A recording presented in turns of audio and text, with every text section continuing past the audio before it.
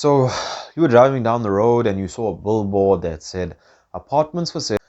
Put a 50,000 Rand deposit to secure yours today. And you're asking yourself, how does this work? Well, Luigi's got you covered.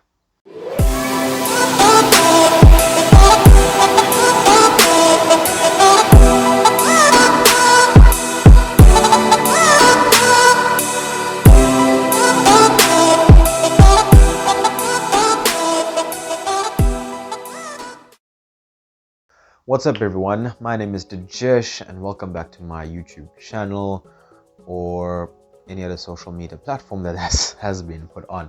Now, for those of you that know, I am in the real estate industry. I have been in the industry for 9 to 10 years now with a holistic view: sales, developments, rentals, and sectional title management.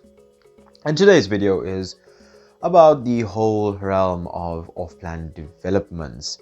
What are the off-plan developments that you see and how do you actually go about purchasing? Let's talk about the developments first of all. An off-plan development is when the developer approaches a group of agents or maybe his own agents to sell a property such as an estate or complex off-plan to buyers. In an off-plan development, most of the time what you're purchasing is an unfinished product, and basically you'd be signing a contract and an agreement before the actual product is complete. Now, off-plan developments vary. Sometimes you may buy from developers that are already building and in the process of completion, and therefore you are buying during this building process, or you're buying in the event of the product not being completed as yet and the developer would need to sell an X amount of units in order to go ahead to build the project. So whatever the case is, an off-plan development is always a new development and basically means that you are purchasing a brand new property. Another thing to realize is that these new developments or these properties that you are purchasing off plan are fairly new. They have modern finishes, amenities, and whatever else it comes out with these developers or comes within these developments. And also note that the price of these developments are today's prices.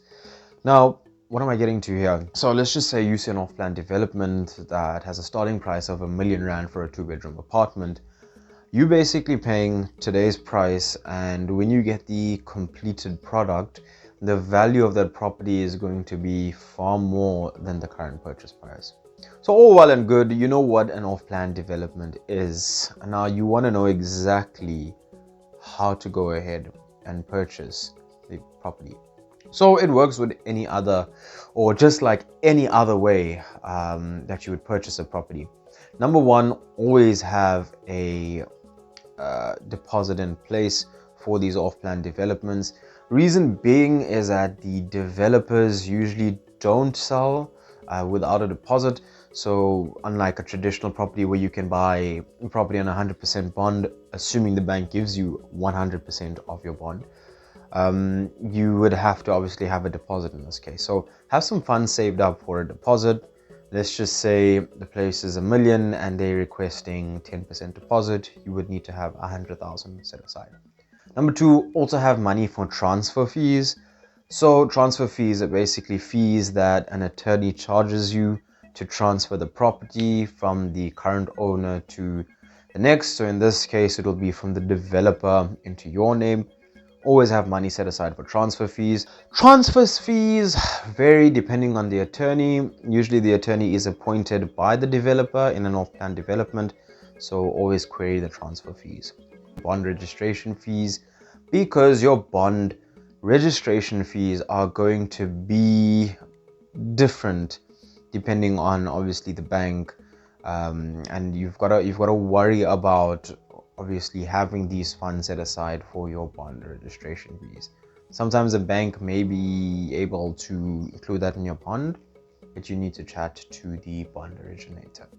Now, a lot of the times the developer themselves would have sort of a bond originator in place, and this bond originator would assist you with obviously getting your home loan application on that property.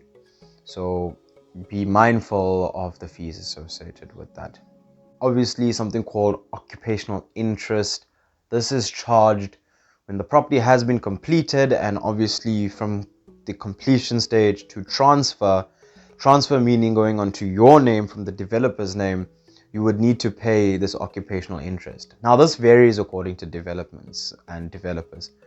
If you take occupation of the property before transfer, you would need to pay this, but if you don't take occupation, you wouldn't need to pay this. And it depends on the developer, because some developers might stipulate in the lease agreement, in your sales agreement, they might say in your sales agreement that you would have to pay the occupational interest whether you stay there or not. So just watch out for these costs related regarding that. And a couple of other things to note that may be cost down the line is small little costs that should you decide to maybe renovate, even once it's complete, even if it's a new property, you may want to renovate. That's something that you need to look at. Obviously, in sectional title schemes or estates, you have rules to abide by, management conduct rules, sectional title rules, so you need to be mindful of this. Things down the line, once you've purchased the property and it's been transferred onto your name, you need to look at your normal applicable rates, lights and water that you would pay for, sewerage. You also then need to look at levies, because if it is sectional title, these levies basically your month-to-month fees that you pay for living in the complex, having access to all the facilities, as well as having certain common property areas taken care of, your security. And getting into the detail of what levies covers would be a completely different video on its own, which I will do a video on. So yeah, those are the costs associated with an off-plan development. Now, a couple of things to note. How do some of these off-plan developments work? So I'm going to give you insight into some of the developments that you guys have seen or may have heard of, and let's go into it. So let's talk about the Oceans. The Oceans was a project that I was a part of in 2016. Development was delayed due to funding issues, due to building issues, and how that worked was that it was completely off plan. We had to sell 1.4 billion to trigger funding for the developer to go ahead and build. We triggered the funding. However, there was issues with the bank and there was issues with the building process, but that seems to be going ahead at the moment. The Pearls had a very similar situation. We had to trigger funding and the sales to obviously trigger the funding from the bank so the developer could get the money to go ahead and build the project. So that was one of the projects that I've done. Another project that I've did was in Zimbabwe. Very similar instance. We had to sell 66 of the 88 units to trigger the funding to go ahead. Unfortunately, there is a huge delay, and project is still on the way of being completed. So you're probably getting the trend here that a lot of projects can be delayed because of funding, because of building, and that happens. But always note that in an off-plan development, when you buy today, you only start paying for the property, and assuming you're taking a bond, you only start paying for the property on completion. I've done a development in Morningside where the developer has built without anyone ever purchasing, and as the product is up and coming and it's completed, we had people that purchased based on that. So many different developments, many different ways in which this works. So that brings me to the end of the off-plan developments video. I hope you guys enjoy that. Please like, subscribe, share, follow my socials based on my link tree, and follow me for more real estate information, advice, and hope you guys get educated, you understand these processes. Hope you guys enjoy the video and the content that I put out.